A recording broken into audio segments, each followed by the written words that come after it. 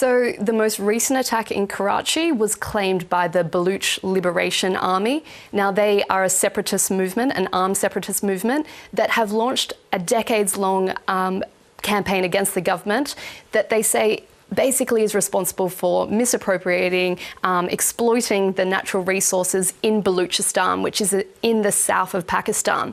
Now, in the south of Pakistan is where China is basically investing for its jewel of the Belt and Road Initiative. China's building the economic corridor from landlocked Xinjiang in the north right down to the port in the south, and this is a really key strategic area as well as for economically and as well as politically. So the BLA, they have basically targeted only Chinese nationals connected with economic projects, but there's also been a string of attacks. Some haven't been claimed by the BLA, and what has been the thing that has been consistent though has been these statements that have been put out now and again by the BLA or by others that are saying we don't want Chinese investment in Baluchistan, we want economic benefits of any projects from any of the energy projects back to the Baluchistan people.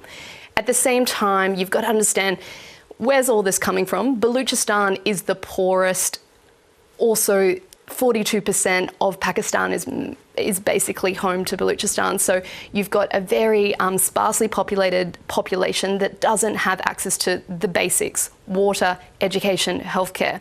They're now seeing this $65 billion project that China is investing in this economic corridor, and from the port, they're not seeing some of those benefits trickle down. So it's a very interesting kind of tinderbox at the moment of relations that we're seeing and heightened security threats. So it's all connected. You've got also the tension between India, Afghanistan, Iran. So it's a real hot area, and it's an area of instability as well that's being carefully watched.